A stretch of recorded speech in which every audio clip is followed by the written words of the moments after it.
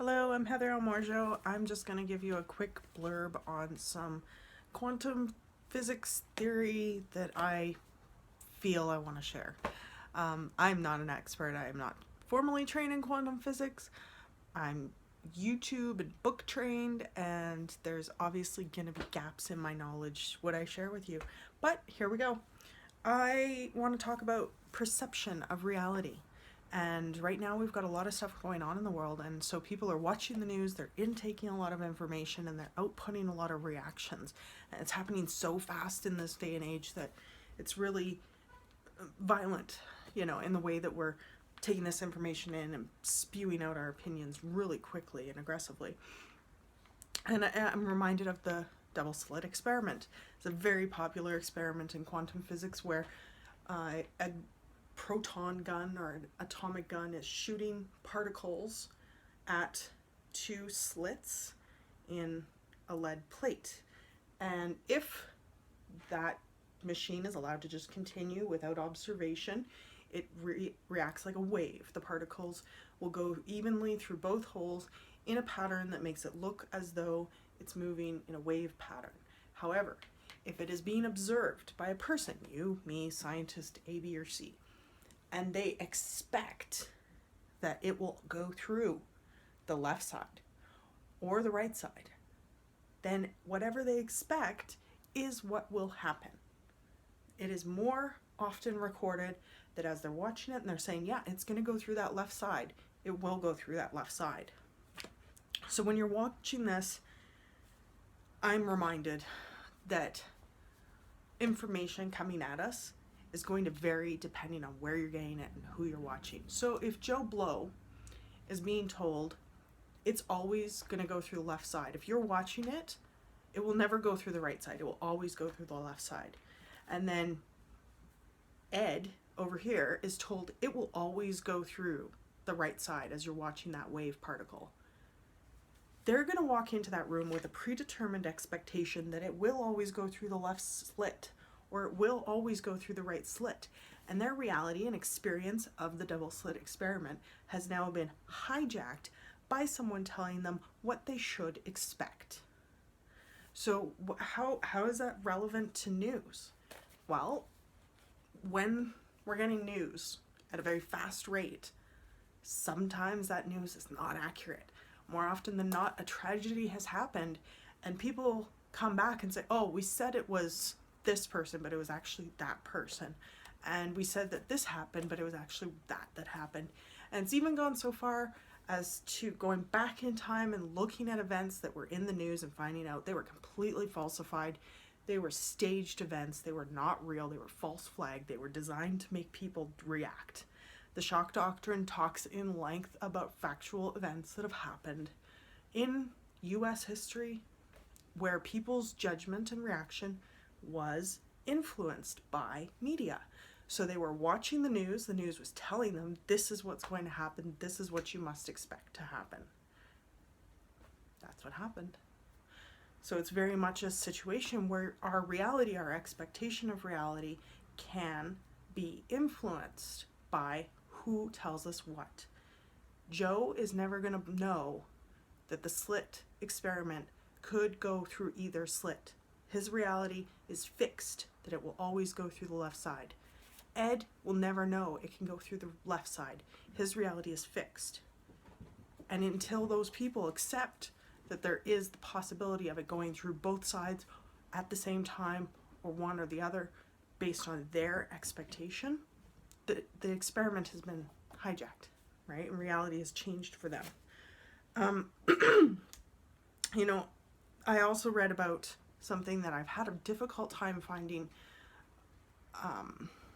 the article. I read the article years ago when I was a kid, and it talked about the error in measurement, and essentially what this detailed, and it was a formal study that I had read, and I can't find it anywhere. Maybe I've got the wording wrong, but essentially when they were looking at atomic particles, proton, neutrons, and electrons within the particle, and they were measuring them, whatever the scientist expected when he was measuring it is what they found, right? And so we're not saying like, oh, it turned out to be 10 meters. Like, they had a range that they were working in. They expect that it will be within this range. And one person says, oh, I expect it to be 2 microns. I expect it to be 200 microns. And whatever was expected was what was manifesting in the study. So there was no consistency in the measurement of one of the parts of the particles that they were measuring. But I can't find this study to source, to reference it.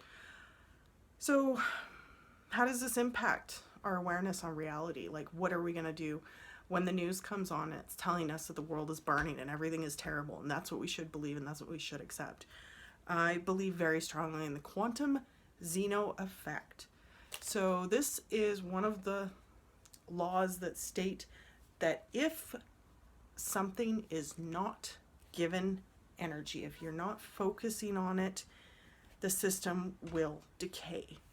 This, at its basic core, is like, if you don't dust, there's going to get a lot of dust. That dust is eventually going to, start to break down the surfaces that it's sitting on, or concrete will eventually like warp and wear and break down, and plants will grow through it, and it'll eventually become dirt.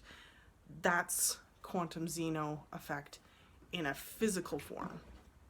I was going to say in a psychic form. In a mental form, if you're going to pay attention to those people in the world who are causing negativity, and you give them the energy, even of your hate, even of your anger, that's still maintaining their power.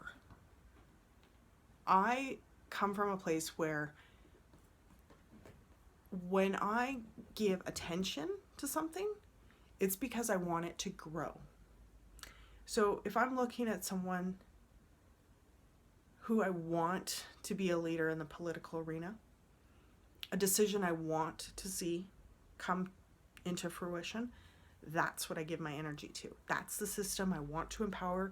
I don't want that system to break down. Quantum Zeno effect says that if you're not giving it energy, it's going to break down. It's going to decay.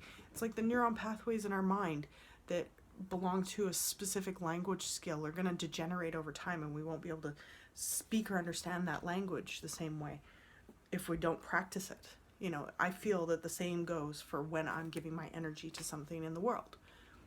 I'm not going to watch a show about the Tweety Cheeto because I don't care. I don't want to give him energy. I don't want to see that in my realm. Bernie Sanders is an amazing person. I love watching what he has to say. So I'm probably going to share that. And I'm probably going to mention his name and talk about him and talk about what a great man he is and the good things he does for the world. Because that is a system I want to empower. So when you're thinking about what you're putting out to the world, there's that old saying, is it nice, is it kind, is it true? And I'm not always nice, and I'm not always kind, and I'm not always true. But I do try to focus my energy on what I want to grow. So if I want to see something positive continue to manifest, that's what I focus on. So, that's pretty much most of what I want to talk about today. Life comes in waves. It is not linear. And so I feel as though, this wave of time is turbulent because there is a lack of connection to what we want the outcome to be. There's more people who are focusing on what they're afraid of what could be than focusing on the positive of what can be. And so I will encourage you to maybe write a story. If you had a utopian moment where the world was exactly the way you imagined it, what would it look like? What kind of world would that be? What role would you play? And thanks for listening.